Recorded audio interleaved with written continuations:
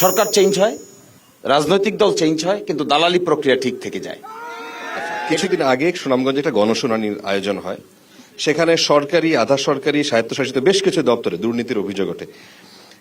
এর মধ্যে passport office, এই এলাকার মানুষ, প্রচুর মানুষ বিদেশে থাকে, বিভিন্ন দেশে, ইউরোপ আমেরিকায় বেশি থাকে। এখানকার ভূমি অফিস, সবারই ভূমি টুমি নিয়ে এক ধরনের ঝামেলা থাকে।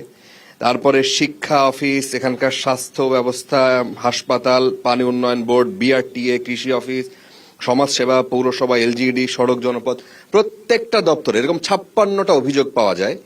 যেই অভিযোগ একসময় আপনারা বলবেন যে সে সময় আওয়ামী লীগের সময় ছিল, এই গত 1.5 বছর প্রায় হয়ে গেল এই সরকার এখন পাওয়ারে আছে, এই অভিযোগগুলো এখনো আসছে। এটা কারা করছে শিশির মনির, যদি বলেন? এগুলোর সঙ্গে দুইটা বিষয় জড়িত। প্রথমবার দেখতে পাবেন প্রশাসনিক যে মেকানিজমটা আছে, এই মেকানিজমটাতে আমরা সিস্টেম চেঞ্জ করি নাই, আর সিস্টেম চেঞ্জটা এত কুইকলি পসিবল না। আপনি যদি একটা সাব রেজিস্ট্রার অফিসে যান, তাহলে সাব রেজিস্ট্রার অফিসকে কেন্দ্র করে এক শ্রেণীর দালালের জন্ম হয়েছে।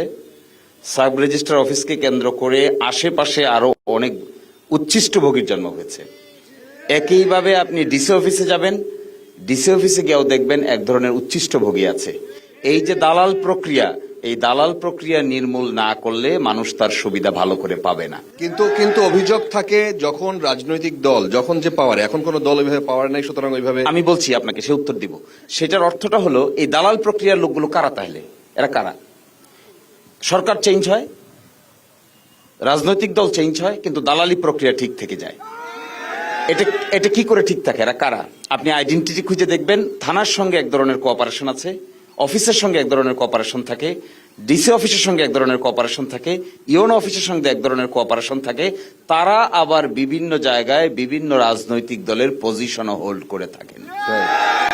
এই যে রাজনৈতিক দলের পজিশন হোল্ড করার অবস্থা আমি দেখেছি আমার দিরাই সাল্লায়। রাজনৈতিক দলের পরিচয় দেন, আমি অমুক দলের অমুক পজিশন হোল্ড করছি, সুতরাং মামলা আমারটা নিতে হবে।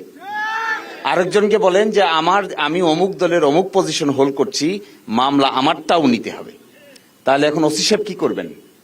আমি মনে করি রাজনৈতিক দলগুলোর থানা কেন্দ্রিক, অফিস কেন্দ্রিক, তাদের কর্মচারী, তাদের যে সমস্ত কর্মীবৃন্দ আছেন, নেতৃবৃন্দ আছেন, রাজনৈতিক দলের পজিশন ব্যবহার করে প্রশাসনকে প্রভাবিত করার রাস্তা চিরতরে বন্ধ করে দেওয়া উচিত।